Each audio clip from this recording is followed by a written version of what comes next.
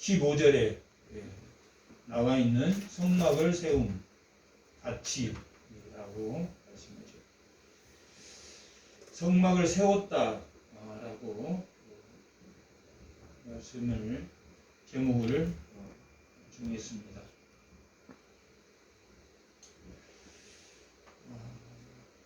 출애굽에서 크게는 모세 5경, 창세기, 출애굽기, 레위기, 민수기, 신명기까지 하나님의 구원의 역사를 기록한 5경이다라고 말할 수 있습니다. 특히나 출애굽 19장에서부터 시작하는 너희는 내 백성이고 나의 소유고 거룩한 백성이다. 그러므로 내가 너희를 언약한 대로 구원하였고 이 시내산에서 하나님의 복을 주노라 라고 기록하고 있습니다. 거기에서부터 오늘 본문이 기록하고 있는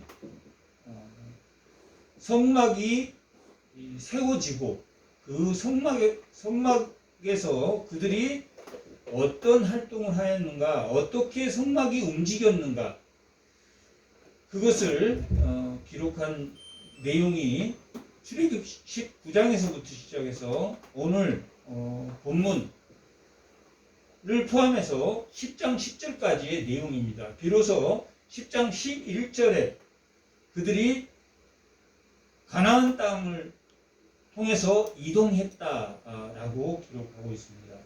그러므로 그들이 성막에서 성막을 짓기까지 왜 성막을 지었으며 그리고 그 성막을 지은 의미가 무엇이고 성막을 통해서 그들이 어떻게 행동했는가를 기록하고 있는 것은 출애굽기 19장에서부터 오늘 이 본문까지의 내용이 하나님이 그들을 출애굽시켜서 율법을 주고 그들에게 이 성막을 통해서 하나님이 무엇을 요구하고 있는가, 또 그 하나님이 그들을 통해서 이 성막에서 무엇 때문에 성막을 세우고 또 성막을 통해서 그들이 하나님과 동행하는 삶을 살 수 있도록 하셨는가 하는 것을 알게 하는 내용입니다. 그래서 출애굽기에서 말했듯이 하나님이 그들의 고난을 보시고 그들을 구원하셨습니다. 구원은 순수한 하나님의 은혜다라고 말했습니다. 그리고 그들에게 그 구원을 잃어버리지 않도록 하나님은 거룩하신 분이기 때문에 하나님과 동행하기 위해서는 그들이 거룩함을 유지하도록 그들에게 하나님이 법을 주셨습니다. 하나님의 율법은 구원을 위해서가 아니라 거룩을 위해서, 하나님과 동행하기 위해서 하나님 백성의 삶을 살 수 있도록 주신 것이 율법이다라고 말했습니다. 그 율법의 정신은 뭐라고 했습니까? 정의와 사랑이다. 율법의 정신은 그들을 혼내고 징계하고 심판하기 위해서 주신 게 아니라 하나님의 거룩을 유지할 수 있는 정의와 또 그 율법의 정신에서는 더 이상 사람이 화가 났을 때 지나치게 체벌하지 않고 그 벌만큼을 체벌해야 된다 하는 그 사랑의 정신이 율법에는 있다라고 말했습니다. 그리고 하나님께서는 그 법으로 성막을 지으라고 했습니다. 그리고 그 성막에서 예배 드림과 그 삶의 예배를 성막은 기록하고 있는데 그것을 기록하는 책이 레위기입니다. 거룩을 유지하기 위해서 준 것이 율법이고 그 율법의 정신은 정의와 사랑인데 그렇게 거룩한 백성이 어떻게 살아야 되느냐 하는 예배, 어떻게 예배를 드려야 하는 것이 제의적 예배와 삶의 예배를 기록하고 있는 것이 레위기입니다. 어떻게 살아야 되는가? 거룩한 삶이 무엇인가 하는 것을 보여주는 게 레위기입니다. 그런데 율법의 정신이 정의와 사랑이라면 이 예배의 정신은 뭐냐면 나눔과 섬김입니다. 나눔과 섬김이라는 것이 무슨 의미를 가지고 있느냐면 인간은 거룩한 하나님의 백성이 아닌 이 인간은 하나님이 본성의 율법으로 다스린다고 했습니다. 본성의 율법으로 그들을 다스리지만 그들의 본성의 율법을 가지고 있어서 죄의식은 있다 할지라도 색다르고 겁다른 행동을 할 수밖에 없다. 그러므로 그들은 제국을 만들려고 한다. 소유를 극대화시키고 지배를 하려고 한다. 소유를 극대화시키고 지배 구조, 종과 주인의 구조, 이것이 제국인데 하나님의 백성은 소유가 아니라 뭐라고 그랬습니까? 그 예배의 중심이 소유가 아니라 나눔. 소유를 하려고 하는 것이 아니라 나눠주려고 하는 것이 거룩한 백성의 뭐다? 예배다. 제의적 예배와 삶의 예배가 이삭을 사람들이 주어갈 수 있도록 놔둬라. 아니면 또 희년을 통해서 모든 것, 땅과 모든 것을 다시 돌려주어라. 이런 것들이 제의적 예배와 삶의 예배를 통해서 이 세상은 제국, 소유하려고 하지만 너희는 무한 생활을 해라. 나눠주는 생활을 해라. 그게 거룩한 백성의 예배다. 그게 거룩한 백성의 예배다라고 레위기는 말하고 있습니다. 또 하나 정신은 세상은 소유하고 뭐 하려고 합니까? 지배하려고 합니다. 소유와 지배다. 이 세상의 원리는 소유와 지배다. 겉으로는 내가 나눔과 섬김을 하겠습니다 라고 말하지만 소유의 목적은 지배하고 통찰을 자기만의 왕국을 만들려고 합니다. 그런데 제의적 예배와 삶의 예배의 중심은 지배가 아니라 뭡니까? 지배가 아니라 섬김. 높은 자가 누구를 섬깁니까? 낮은 자를 섬기는. 그게 예배입니다. 이스라엘 백성을 하나님의 창세기에서부터 오경 신명기까지가 에덴의 회복입니다. 에덴의 회복을 설명하고 있는데 이 세상 사람은 네피림을 통해서 니무르를 통해서 라멕을 통해서 자기를 우상화하고 그 사람을 자신이 네피림이나 니무론이 스스로 자기를 우상화하려고 하는 것이 아니라 그 사람 밑에서 도움을 받으려고 다른 적으로부터 침입의 도움을 받으려고 그 사람 밑에서 그 사람을 우상화시키는 것이 뭐다? 세상이다. 세상의 예배는 세상의 이 삶의 예배는 세상 사람들의 삶의 예배는 소유와 지배다. 소유와 지배를 하면서도 겉으로는 뭐라고 말합니까? 섬김과 나눔이다 라고 말을 하지만 그들의 본성은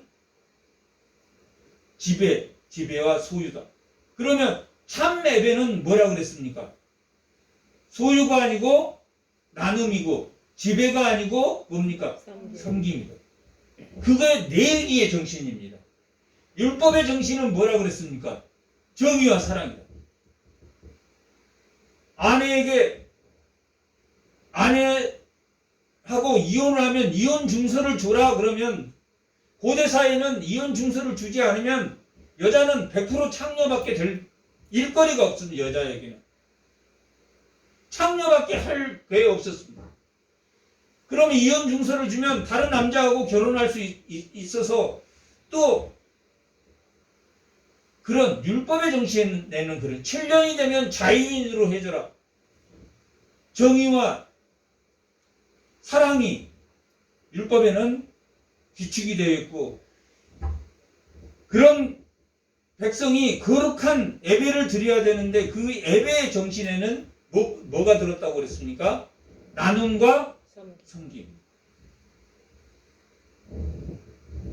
그러기 위해서는 부정한 것, 속화된 것에 너희가 따라가면 안 된다. 가나안의 문화를 배우면 안 된다. 애굽의 문화를 배우면 안 된다. 바벨론의 문화를 배우지 말라. 이방인의 문화를 배우지 말라. 이방인의 문화가 가정에 많으면 많을수록 그 가족의 문화가 어떻게 되겠습니까?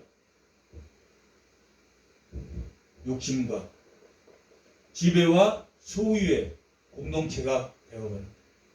그런데 개인과 공동체가 거룩하기 위해서는 하나님의 문화, 하나님의 예배의 문화가 그 가정에 있는 게 중요하다라고 하는 것이 레위기입니다. 그것이 뭘 통해서 이루어집니까? 성막을 통해서 이루어집니다. 그것이 그 나눔과 섬김의 문화가 무엇을 통해서 이루어지냐면 성막을 통해서 이루어집니다. 그래서 출애굽기 마지막에는 그 성막이 1월 14일부터 첫째 해 1월 14일 출애굽기 12장에 애굽을 드디어 6월절에 그들이 애굽에서 나오게 됩니다. 애굽에서 나올 때 1월 14일 날 밤에 어린 양을 잡고 그 피를 인망과 설주에 바름으로 그들이 죽음을 미워냈고, 그리고 무교봉과 나무를 먹으면서 그들이 서서 그것을 먹으면서 애굽을 나올 준비를 하는 게 6월절입니다. 그렇게 6월절을 통해서 하나님의 구원이 이루어졌습니다. 그리고 민수기 33장 1절에는 그들이 첫째 날 15일, 14일이 아닌 15째 날에 그들이 출발했다. 애굽에서 나왔다라고 기록하고 있습니다. 첫째 날 밤에는 양을 잡고 출애굽하려고 왔던 지방에서 모였던 그런 사람들과 같이 양을 잡고 무교봉과 쓴 나무를 함께 볶고 준비하고 그 다음날 출발 15째 날 민수기 33장 3절에는 15째 날에 그들이 출발했다라고 기록하고 있습니다. 그리고 출애굽 40장에는 그 성막이 완성된 날이 둘째 해 1월 1일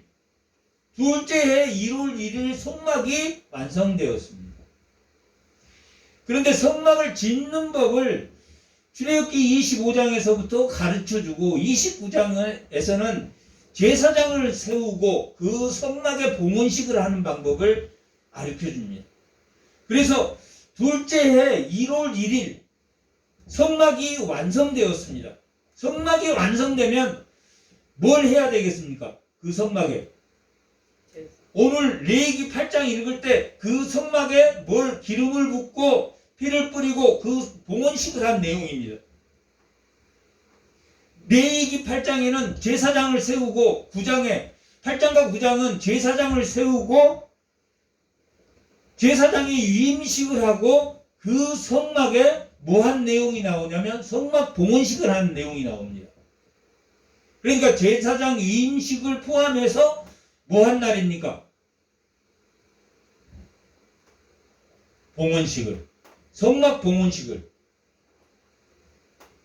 성막 봉헌식과 제사장 위임식을 뭐 한 다음에 둘째 해 1월 1일 성막을 짓고 나서 뭐 했냐면 그들이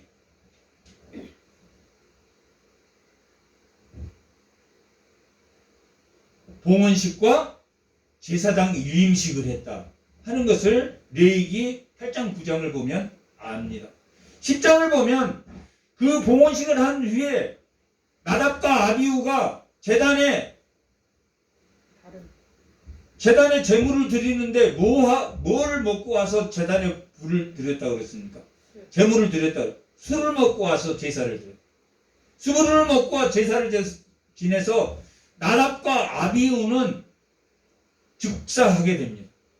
그게 언제 일어난 일이냐면 출애굽기 40장 1절에 둘째 해 1월 1일 성막을 짓고 봉헌식을 할 때 일어난 일.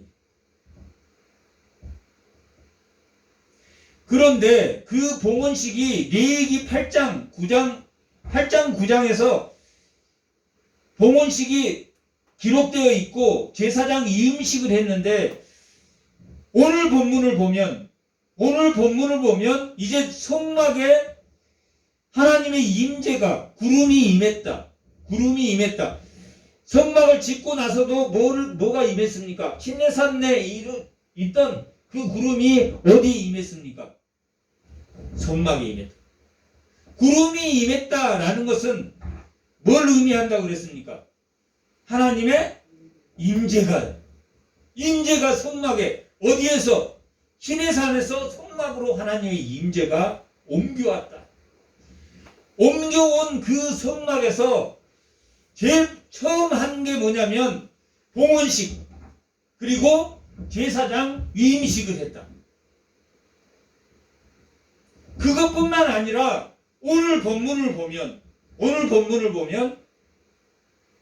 오늘 본문 앞에 그 봉헌식에는 이 민수기 7장 8장 오늘 이 성막에 구름이 임해서 이제 떠날 준비가 완성됐을 때 이 7장에 뭐가 나오면 각 지파별로 지휘관 각 지파별로 지휘관을 뽑았습니다.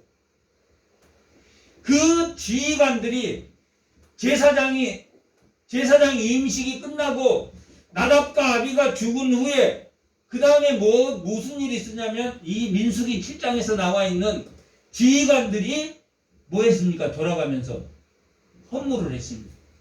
우리가 교회에서 권사나 장로나 이치임식을 하면 이치임식 끝나고 또 그 사람들이 또 하나님께 지휘관들이 헌물을 드리고 하는 것처럼 레위기 8장 9장에서는 제사장과 성막에 피를 뿌리고 제사장을 세웠다, 위임을 했다 라고 거기까지만 기록되어 있지만 오늘 이 7장에 보면 민수기 7장을 보면 거기에 추가로 뭘 더했다는 이야기입니까? 지휘관들이 각자 헌물을 했다. 소를 한 마리 드리고 숫소를 한 마리 드리고 그런 은 70세겔을 드리고 그런 절차에 따라서 은대접 70세겔, 은쟁반 130세겔, 금 그릇 10세겔, 숫소 한 마리, 순양 한 마리, 순념소 한 마리, 소 2마리, 순양 2마리, 순념소 5마리, 1년 된 순양 5마리 동일합니다. 모든 지휘관들이 각 지파별로 하루에 한 번씩 그러니까 12일 12지파니까 12일이 걸렸겠죠. 지휘관들을 제사장을 세운 다음에 그 다음에는 누구를 세웠다? 지휘관들을 세웠다. 지휘관들을 그 봉헌식에서 세운 것을 알 수 있습니다.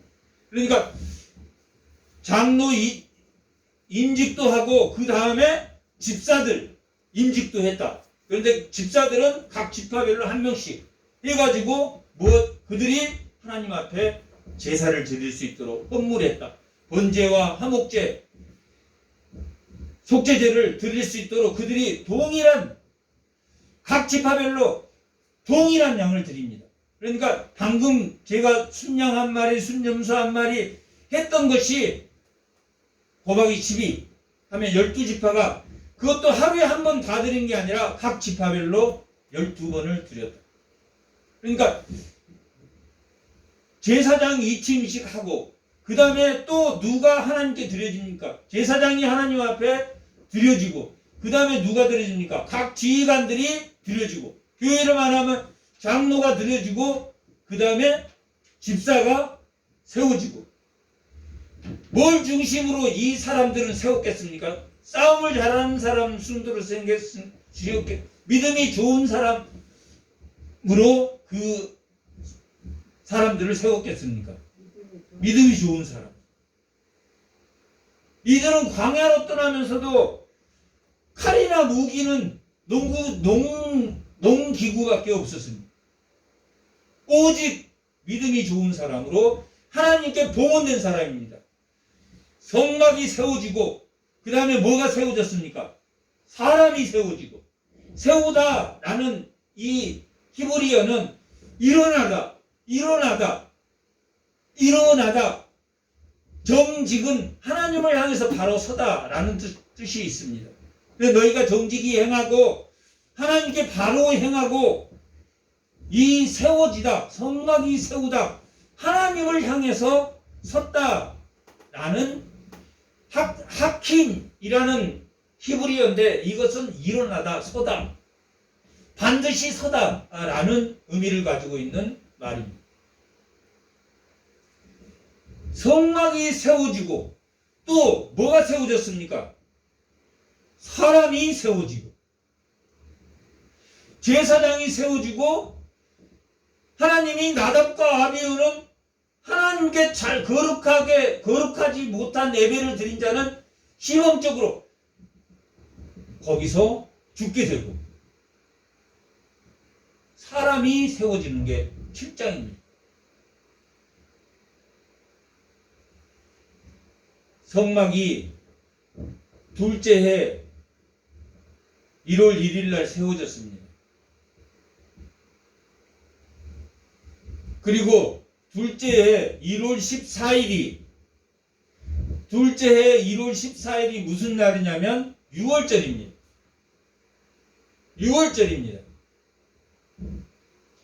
1월 1일 날 성막이 세워지고 나서 이들이 한 게 제사장 이임하고 또 그 성막에 성막에 기름을 붓고 피를 뿌리고 그 성막에 봉헌식을 하고 다음에 지휘관들을 세우고 나서 누구를 세우냐면 레위인을 8장은 레위인을 세우는 거예요. 제사장과 레위인은 같습니까? 다릅니까? 제사장과 레위인은 같습니까? 다릅니까? 다릅니다. 레위 지파의 아론의 자손들은 제사장이 되었습니다. 다시 말하면 그때 당시로 말하면 제사장은 새로 뽑고 하는 게 아니라 그 자식들이 이어가기 때문에 당시에 왕권을 쥔 사람입니다. 왕권을 쥔 사람이 모세가 첫째 왕권을 잡았으니까 모세의 자손으로 했으면 좋겠는데 왜 아론의 자손으로 했겠습니까? 하나님이 아론의 자손으로 제사장을 삼으라고 했습니까? 아론은 하나님께 첫 번째 배신한 자입니다. 말씀을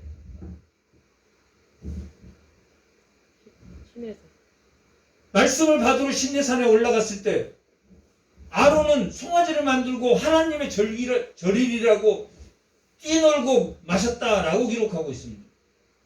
그런 사람을 하나님이 세웠습니다. 우리와 같은 사람을 장로도 세우고 집사도 세우고 목사도 세웠고 교사도 세웠다는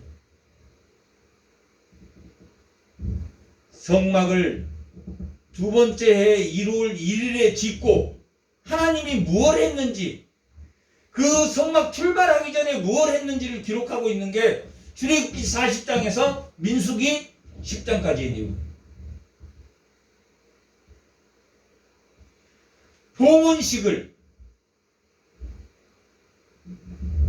봉헌식을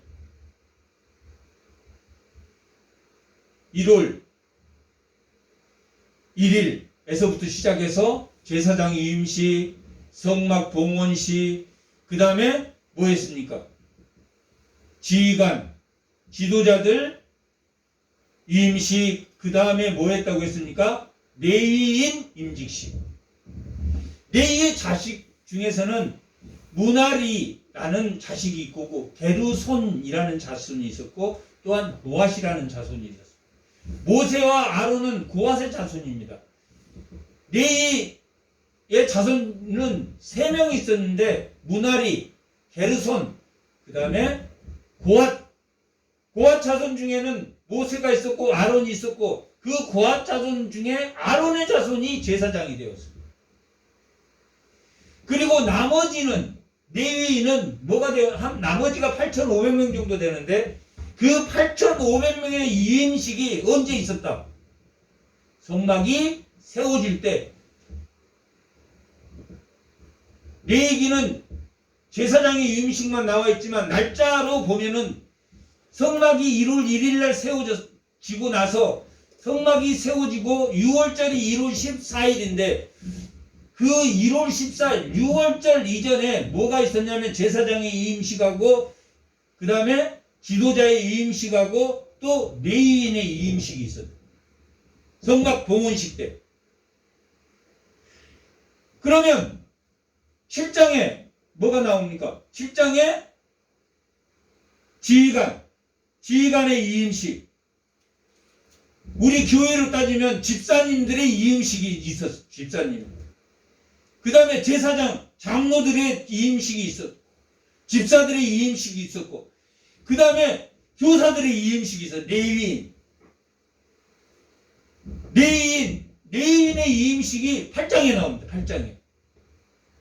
그게 언제 있었냐면 1월 1일에 성막이 세워지고 1월 2일과 언제 사이에 6월절 사이에 14일 사이에 일어납니다. 그때 그게 이루어져. 그래서 8장에 보면 레위인 임직식이 있었습니다. 그 레위인은 레위의 자식이 3명 있는데 하나가 누구라고 그랬습니까? 게르손, 그 다음에 무나리, 그 다음에 고핫. 이렇게 자손이 있었습니다.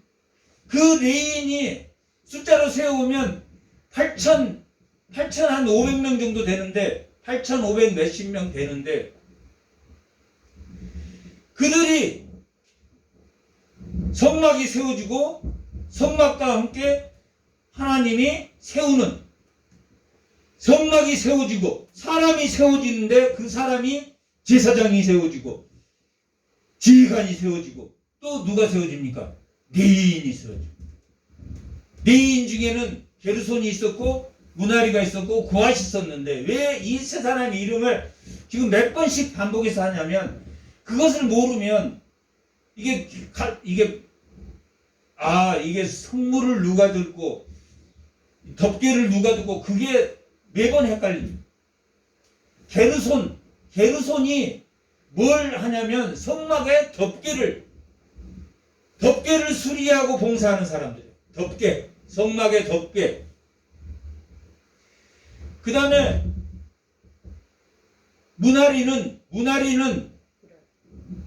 성막을 질 때 뭐가 있겠습니까? 기둥이 있다. 기둥 골조를 책임지는 사람. 수리하고 봉사하고 그걸 하고. 그 다음에 고핫 자손은 뭐 하는 사람이냐면 성물, 촛대라든지 아니면 떡상이라든지 분향단이라든지 지성소 안에 있는 성물을 운반하는 사람. 고핫 자손. 그래서 출발할 때 거둔 순서대로 게르손이 천막을 거뒀죠. 그러니까 제일 어디에 서겠습니까? 천막을 먼저 거두니까 제일 앞에 게르손.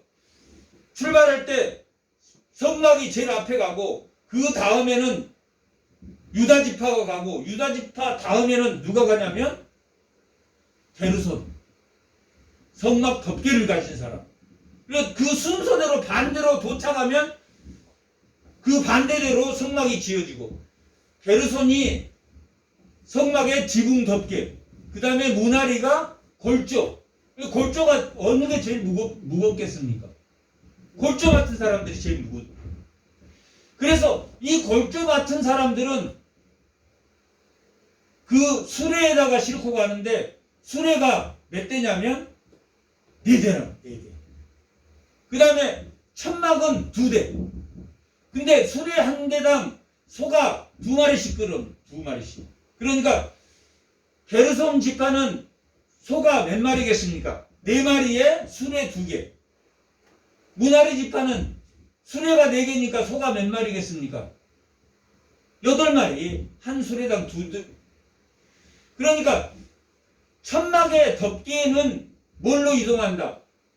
소의 수레로 이동하고, 천막의 골조는 뭘로 이동한다? 수레로. 무나리 지파는 수레로 이동한다. 성물은 레위 지파들이 성물을 옮기기는 해도 눈으로 볼 수 있습니까? 못 봅니까?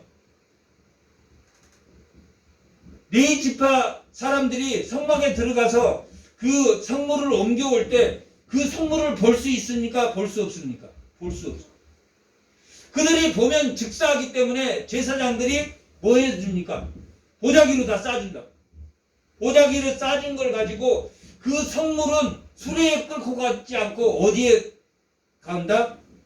배에 메고. 고아 자손들은 그 성물을 배에 몰고 가. 그러니까 천막의 뚜껑이 제일 먼저 가고, 그 다음에 골조가 가고, 그 다음에 성물이 가는 그런 레위 지파를 세우는 것이 몇 장에 나옵니까? 8장에 나옵니다. 지금 무엇 때문에 이들이 이렇게 성막을 세우고 하나님께 제사장과 레위인과 또 각 지휘관들이 성막을 세운 같이 사람이 세워지는 그 이유가 뭡니까? 뭘 유지하기 위해서입니까? 거룩을 유지해. 거룩한 예배를 위해서. 거룩한 예배를 위해서 그들이 그렇게 했다라는 것을 알 수 있습니다. 성막이 세워지고 1월 1일부터 1월 1일에 성막이 세워지고, 둘째 1월 1일에 성막이 세워지고, 1월 14일 6월절 전에 누가 세워지냐면 사람이 세워집니다. 제사장과 레위인과 그 다음에 지휘관들이 이렇게 세워집니다. 그게 민수기 7장과 8장에 나와요. 그러면 그 날짜 이후에 1월 14일이 무슨 날입니까? 1월 14일이 무슨 날입니까? 6월절이란 6월절.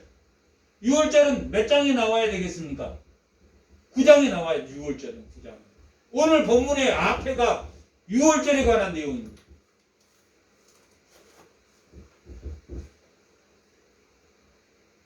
오늘 본문 앞에가 6월절에 관한 내용입니다. 14절까지가 6월절에 관한 내용입니다. 그리고 14절과 15절, 오늘 15절부터 읽었었는데 14절과 15절 사이에 뭐가 있냐면 인구조사가 있습니다. 인구조사. 인구조사. 민수기 2장 1절. 1장 1절하고 1장 1절. 민수기 1장. 다 같이 한번. 이스라엘 자손이 애굽 땅에서 나온 후 둘째 달 2월 며칠입니까? 1일이야. 2월 1일. 그런데 사람을 세우고 6월절까지를 지냈습니다. 지금 9장까지가 6월절을 지내면 6월절이 1월 14일이에요. 1월 14일. 그런데 인구조사는 언제 시작했습니까? 2월 1일에 시작했다고. 그러니까 7장부터 10장 오늘 본문 전 14절 전까지는 언제 일어난 6월절 이전에 일어난 일. 6월절 이전에 봉헌식을 했는데 봉헌식 때 뭐 했냐면 성막을 세우고 사람을 세우고 한 일이 그 다음에 6월절을 보내고 이렇게 1월 14일 6월절을 보낸 후에 뭐 했냐면 민수기 1장 1절로 돌아와서 인구조사를 했대요. 인구조사를 했는데 인구조사를 왜 했냐면 이 인원을 이제 누구를 세웠습니까? 제사장을 세웠죠? 제사장 세웠죠? 그 다음에 누구 세웠습니까? 지휘관 세웠죠? 레위인 세웠죠? 그 다음에는 누구를 세울 차례입니까? 백성들을 세울 차례니까 6월절 이후에 6월절을 지낸 다음에 백성들의 상태는, 영적 상태는 얼마나 되나 하고 진행 게 인구조사입니다. 인구조사입니다. 인구조사가 중요합니까? 중요하지 않습니까? 중요하답니다. 왜 중요합니까? 중요한 이유가 딱 한 가지밖에 없습니다. 누구의 가정이 예배에 나오고, 누구의 가정이 예배에 나오고, 누구의 가정이 예배에 나오고, 누구의 가정이 예배에 나오고, 누구의 가정이 예배에 나오고, 2차 조사해봤더니 그 중에서 누구의 가정은 빠지고, 누구의 가정은 빠지고, 누구의 가정은 추가되고, 어떤 사람은 예배를, 거룩한 예배를, 삶의 예배와 내 얘기에서 말한 삶의 나눔과 섬김의 그 정신으로 삶의 예배를 잘 지키는데, 에스라와 느헤미야에서도 계속 그 기록이 나와 있는 게 뭐냐면, 처음에는 제사장의 가족이 4명밖에 없었는데 느헤미야 때 조사해 보니까 그 가정이, 제사장의 가정이 20명으로 늘었다. 그 백성들의 어떤 가정은 망해버리는 가정이 있다. 시므온 가정은 원래 1차 조사 때는 5만여 명이었는데 2차 조사 때 해보니까 2만 몇 명. 반도 더 줄어버렸다. 오직 인구조사한 이유는 뭐다? 그 인원이, 누구는 몇 명이고 이 인원으로 우리가 적과 싸워서 영적 싸움으로 이길 수 있는 가정이 얼마나 그 공동체 안에서 세워지는가, 그게 중요했다. 제사장을 세우고 지휘관을 세우고 레위인을 세우고 그 다음에 인구조사에는 누구를 세웠다? 백성을 거룩하게 세우는 작업이었다. 백성을 세우는 작업. 몇 장부터 몇 장까지가? 1장부터 6장까지가. 1장부터 6장까지가 백성이 헌신하는 내용이다. 7장은 제사장과 성막이 헌신하는, 지휘관이. 8장은 레위인이. 그 사람들이 유월절을 보내고 난 이후에 2월 1일날, 1월 14일날 유월절을 보낸 다음에 2월 1일날 뭐 했냐면 이 백성을 세웠다. 어느 가정이 이 거룩한 예배를 유지하고 갈 것인가? 왜 그들의 숫자가 많아지고 적어졌습니까? 그 광야에서 믿음을 지켰습니까? 믿음을 못 지켰습니까? 믿음을 못 지켜서 어떤 가정은, 시므온 가정은 그냥 반이 줄어버렸어. 교회에서 교인의 반이 줄어버렸어. 없어진 가정은 없지만 어느 가정에서 5명 나오는데 어떤 사람은 다른 교회로 가버렸어. 다른 교회. 나는 저 목사하고 안 맞으니까 나는 다른 교회로 가버린다. 어떤 사람은 그게 언제까지? 느헤미야까지. 말라기 때는 모든 사람이 교회에 떠나버렸어. 누구도 떠나버렸으니까 말라기 때는. 제사장들도 떠나버렸어. 제사장도. 말라기 시대 때는 제사장도 자기 월급 더 주는 사람. 마치 사사기 때 미가의 집처럼 베들레헴에 있었던 제사장이 어디로? 단에 있는 지방으로 가서 거기서 하게 돼요. 민수기 1장부터 이 10장 오늘 본문까지는 누구를 세우는 것이다. 성막을 세워서 거기에 제사장을 세우고 그 다음에 지휘관을 세우고 그 다음에 레위인을 세우고 그 다음으로 2월 1일부터는 누구를 세웠다? 백성들을 세우는 사건입니다. 왜 백성들을 세우는 사건이라고 보냐면 5장과 6장 때문입니다. 그렇게 인원을 다 계수하고 나서 5장과 5장은 공동체에서 이런 짓을 하지 마라. 부정한 짓을 하지 마라. 어떤 짓을 해야 되냐? 6장에 나실인과 같이 살아라. 너희는 하나님의 신실한 누구만 바라보고 살아라. 하나님만 바라보는 백성이 되어라. 그래서 2장은 진이 어디에 멈췄을 때 진이 어디에 있습니까? 정중앙에. 정중앙에 이쪽에 있고 이렇게 한 게 아니라 정중앙에서 유다 지파 쪽도 하나님을 바라보고 다 하나님을 바라보게. 다 하나님을 바라보고.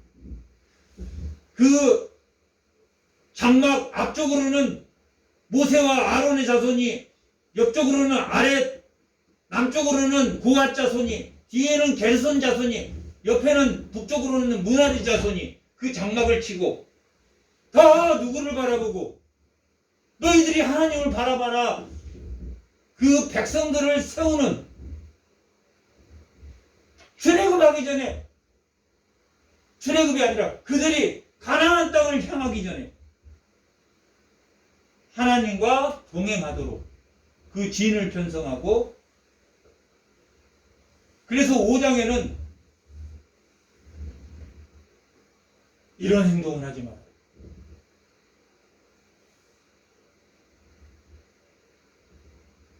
오 장 한번 보겠습니다.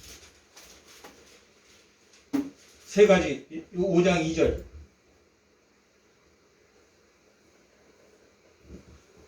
다 같이 한번 읽고. 이스라엘 자손에게 명령하여 모든 나병한 것, 유출증이 있는 자와 죽음으로 부정하게 된 자 다 진영 밖으로 내보내야 돼요. 진영 밖에 있다가 다시 들어오려면 뭐 해야 됩니까? 그들이 14장 레위기 14장 10절 9절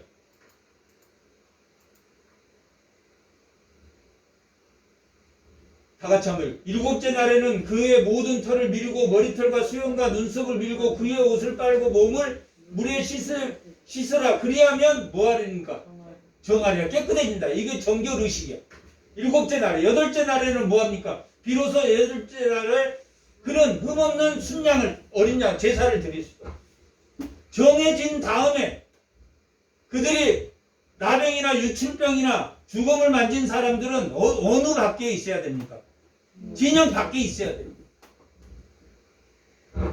그리고 진영 안에 못 들어와. 여기에 의미하는 것은, 나병은 지금 오늘날 말하면 한센병이 아닙니다. 뭘 말하냐면 하나님의 창조의 질서에 변형이 생긴 균이 몸에 온 걸 말합니다. 그런 사람은 진영 밖에 있다가 정결의식을 한 다음에 거룩한 예배를 드릴 수가 있어요. 그러니까 뭐하지 않도록, 오염되지 않도록, 부정하지 않도록, 거룩을 유지해서 부정하지 않도록 해야 된다. 누가? 이스라엘? 누가? 백성. 제사장을 세우고, 그 다음에 누구를 세웠습니까? 지휘관을 세우고, 그 다음에 레위인을 세우고, 레위인을 세우고 나서 뭐 했습니까? 유월절을 지내고, 1월 14일 유월절을 지내고, 유월절을 지낸 후에 2월 1일부터 누구를 세웠습니까? 백성을 세웠다. 순서대로 하면 지금 1장부터 6장까지는 2월 1일 유월절을 지낸 다음에, 그러면 인구조사가 끝나고 나서 일어난 일이 오늘 본문입니다. 인구조사도 제사장도 세우고, 또 누구도 세우고, 지휘관도 세우고, 또 누구도 세우고, 레위인도 세우고, 그 다음에 또 누구도 세우고, 백성들도 세우고, 나시린같이 세우고, 그게 2월 1일 날 백성을 세운 이후에 일어난 일이 오늘 본문입니다. 6월절을 보냈어요. 백성들도 세웠어요. 그런데 문제가 생겼습니까? 안 생겼습니까? 백성 입장에서 문제가 생겼습니까? 안 생겼습니까?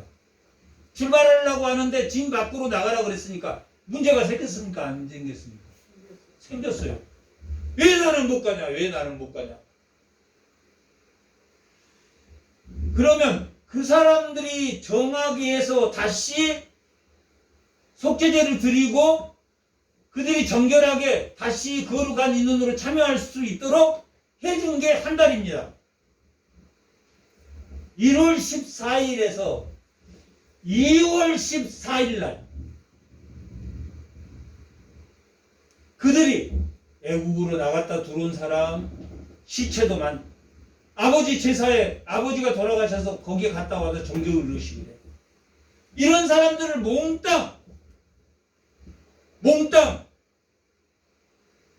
정결하게 해준 게 바로 오늘 본문 위에 있는 말씀입니다. 오늘 9장 민수기 9장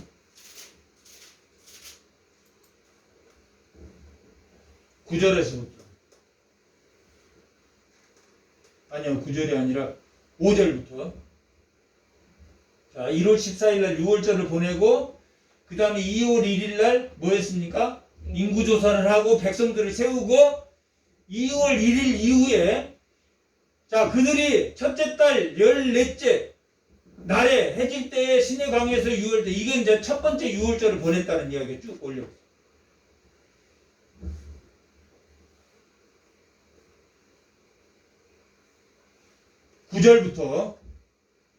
9절부터 다 같이 읽어보겠습니다. 여호와께서 모세에게 말씀하여 이르시되 이스라엘 자손에게 말하여 이르라 너희가 너희 후손 중에 시체로 말미암아 부정하게 된 자. 아까 시체 만지면 집 밖으로 나가서 출발할 때 같이 출발할 수 있습니까? 없습니까? 못하게 되어 있는데 너희 후손 중에 시체로 말미암아 부정하게 되었던 먼 여행 갔다 오면 정결 의식을 해야 됩니다.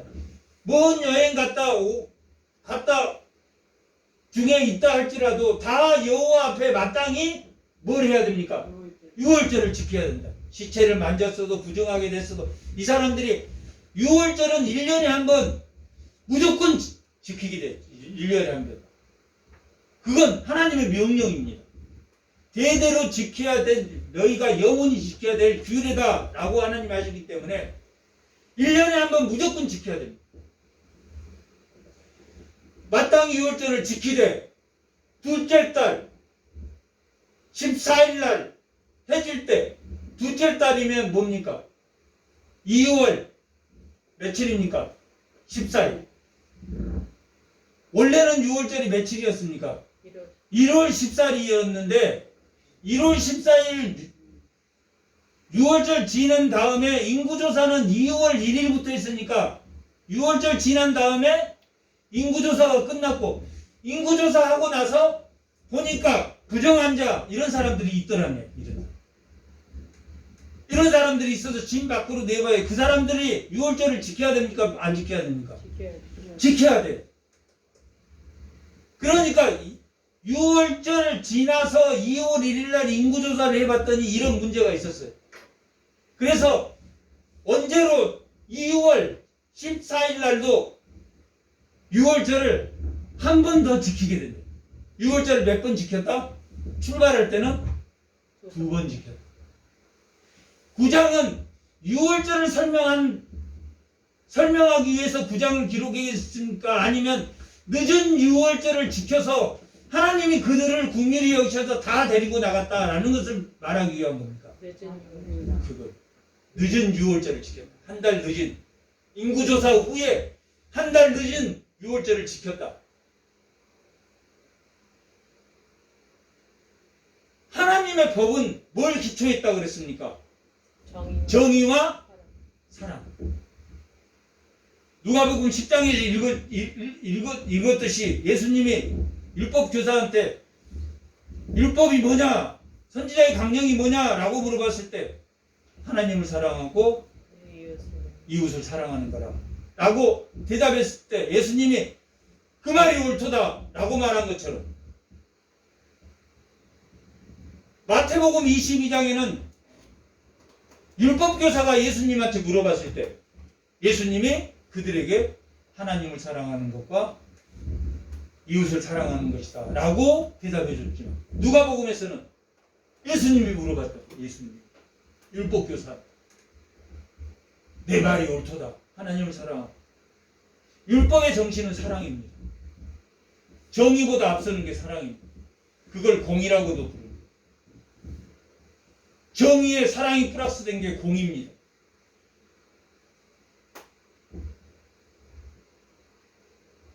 또한 예배의 정신은 뭐라고 그랬습니까? 소유와 지배가 아니라 나눔과 섬김이다. 결국 그 교회 공동체는 나중에는 코이노니아 교회 공동체는 국가적 형태로 구약 때는 땅과 인구와 하나님의 주권은 신약 때도 같지만 그때는 국가의 형태로 가나안 땅의 국가의 땅의 형태로 있었단 말이에요. 그래서 하나님이 어디서 쫓아냈습니까? 에덴 땅에서 쫓아냈는데 그 땅이 가시와 엉겅퀴를 매기 때문에 수고를 해야 돼요. 그래서 그 곡식이 잘 거둬지는 것은 하나님의 축복이었어요. 구약 때문에. 그런데 오늘 본문에서 그렇게 해서 2월 24일 날 모든 준비가 맞춰졌습니까? 안 맞춰졌습니까? 맞춰졌고. 그 모든 준비가 맞춰지고 나서 오늘 본문이 설명되는 15절부터 가라면 가고 멈추라면 멈추고 가라면 가고 멈추라면 멈추고 오늘 15절에서 23절까지의 내용은 전부 3번이나 반복해서 가라면 가고 멈추라면 멈추고 낮에 가라면 멈추고 밤에 쉬다가도 다시 가라 그러면 밤에 갑자기 가라 그러면 그 다음 짧을 때도 멈춰서 펜트 금방 켰는데 또 구름이 이동해. 그럼 귀찮습니까? 안 귀찮겠습니까? 하나님의 명령대로가 이 구약에 150번 나오는데 80번이 이 민수기에 나옵니다. 하나님의 명령. 지인을 치고 얼마나 귀찮은 일이 반복됐겠다는 이야기. 텐트를 쳤는데 다시 거두라고 그래. 다시 걷었어. 또 구름이 멈췄어. 또 텐트를 쳤어. 다시 거두라고 그래. 또 구름이 이동하면 또 따라가. 구름은 뭡니까? 내비게이션. 신약에서는 이 내비게이션이 예수님이 죽고 나서 우리에게 내비게이션을 줬습니까? 안 줬습니까? 성령을 주셨다. 성령의 인도와 보호를 받아야 됩니다.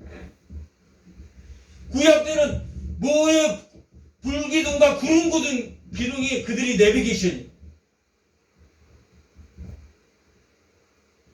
신약에는 예수님이 죽으시고 더 정확한 그냥 세상에 구름과 불기둥으로 주신 게 아니라 그냥 마음에 하나님이 들어오셔가지고 우리를 보호하고 인도하신다. 자기 맘대로 가면 그 길이 맞습니까? 틀리다는 거 금방 알게 됩니까? 모릅니까? 금방 알게 돼요. 그러니까 안 믿는 사람 보면 저 길로 가면 저게 죽음의 길인데 그래도 안 들으니 그래도 아무리 말을 해도 안 듣는 아무리 말을 해도 안 들어. 아무리 말해도 안 들어. 자식이라도 힘없을 때는 듣지만 힘이 조금 자라면 안 들어. 힘이 자라면 안 들어. 아무리 좋은 말 해도 안 들어. 그런데 오늘 본문은 들었다 안 들었다. 하나님의 명령대로 따랐다.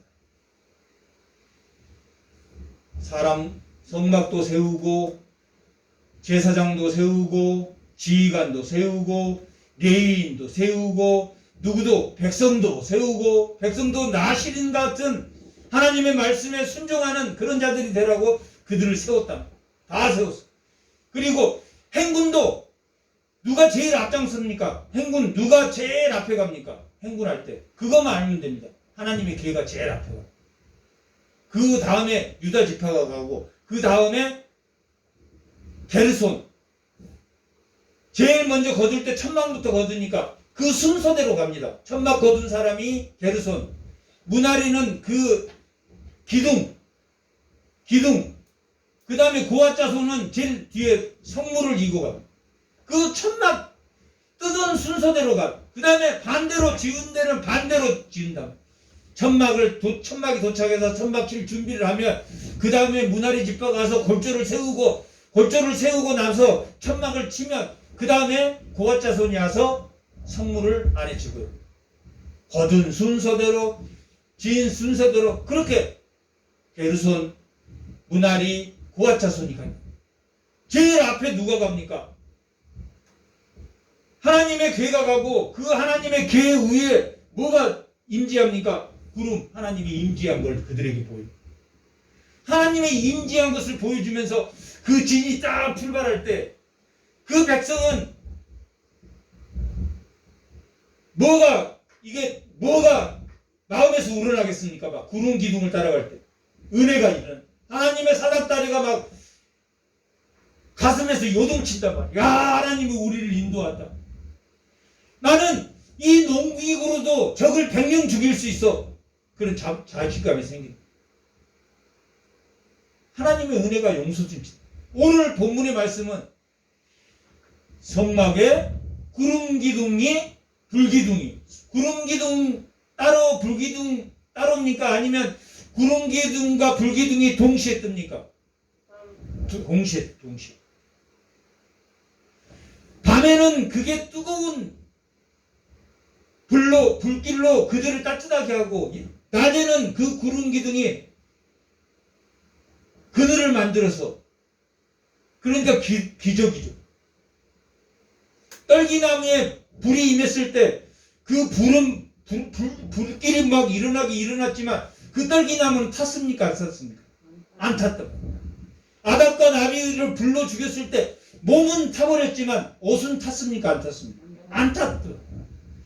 불기둥과 구름기둥이 같이 있으면 막 낮에는 또 불기둥이 같이 있으면 뜨겁잖아. 그렇지 않습니다. 낮에는 그늘을 만들어주고 밤에는 따뜻하게 해주고.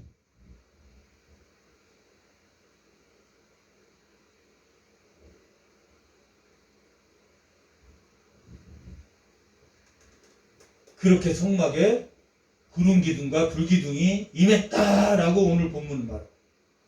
오늘 본문의 내용은 세 번 다 하나님 말씀이 명령한 대로 그들이 갔고 멈췄고,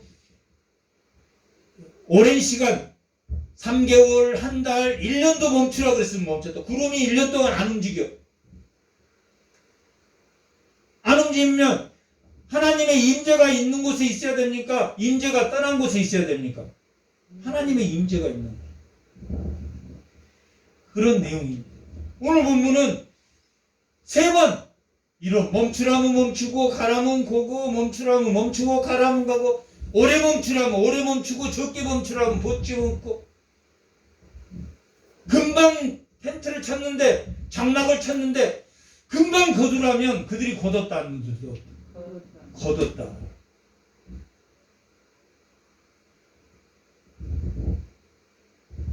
은혜가 꽉 찼습니다. 성막이 지어지고 하나님의 신내산에 주고, 모세가 하나님 말씀대로 성막을 세우고 제사장을 세우고 그 다음에 레위인을 세우고 지휘관을 세우고 나시린처럼 사람들을 세우고, 모든 진이 하나님을 바라보게 진을 쳤고, 또 진을 떠날 때는 하나님의 구름기둥과 불기둥이 하나님의 궤가 제일 앞장서면서 이동했다. 얼마나 은혜로워. 10,000,000명의 적이 와도 만약 이길 수 있는 그런 은혜로운 광경을 그들이 목격했다.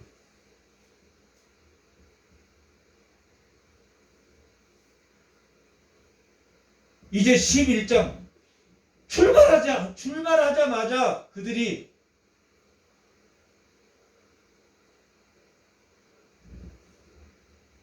불신앙이 광야에서 드러납니다. 그 상태로, 그 충만함으로 갔다면 일주일이면 가나안 땅에 들어갔을 텐데 40년이 걸렸습니다. 불순종 때. 그 이야기는 다음입니다.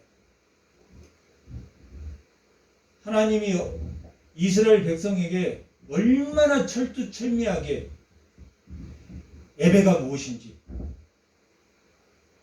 모세를 부르고, 떨기나무에서 모세를 부르고 모세에게 뭐라고 명했습니까? 이제 예배를 드려라. 3장 11절에 이제 너희가 예배를 드리는, 예배가 회복되는, 내가 이제 너희를 구원하기 위해서 모세를 너희를 불렀고 너희가 출애굽한 이후에 예배가 회복되도록 하나님이 율법과 예배의 제사법 레위기를 주셨고, 그대로 하나님이 성막을 세웠고 모든 사람들을 예배의 모든 사람을 세웠다. 목회자도 세웠고 집사도 세웠고 그 다음에 모든 교사도 세웠고 백성들을 다 세웠고 이제 출발하면 되는데, 교회가 출발하자마자 사고가 생겼다 안 생겼다? 사고가 생겼다. 모든 사람을 다 세웠는데 그 사람 중에 저 사람만 없으면 저 사람만 없으면 살겠다 하는 그게 생긴다. 불순종이 생긴다.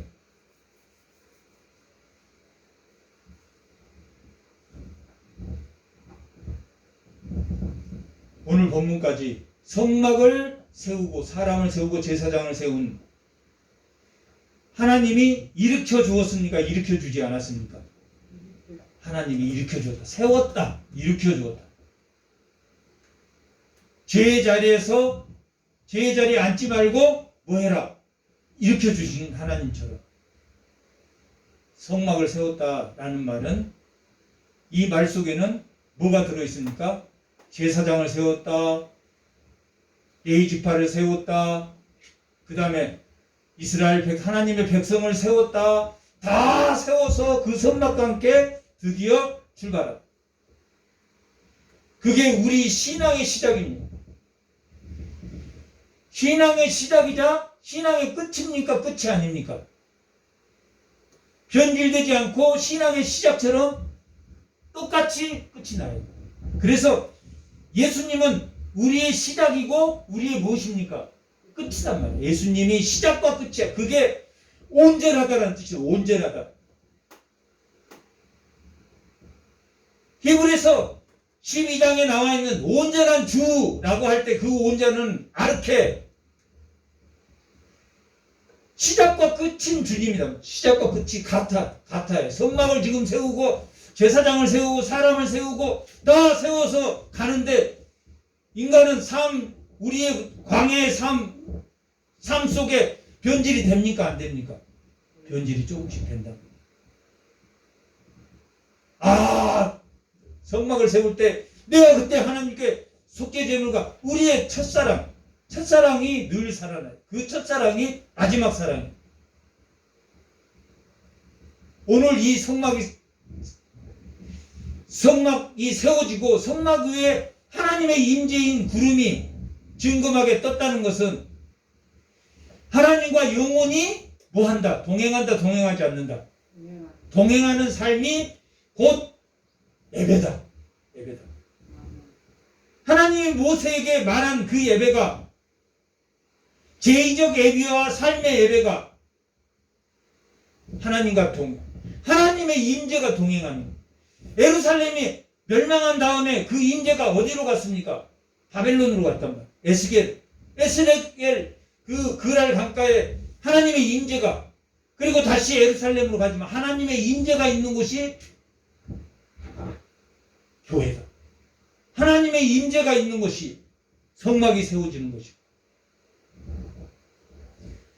하나님의 임재가 임하는 교회, 하나님의 임재가 임하는 가정, 하나님의 임재가 임한 공동체가 될 수 있도록 어디에든지 완전한 것은 없습니다. 내가 완전하도록 처음과 끝인 그 온전한 주를 바라보는 모든 성도가 다 되시길 축복합니다. 잠깐 기도하겠습니다. 하나님 은혜에 감사합니다. 민수기를 통해서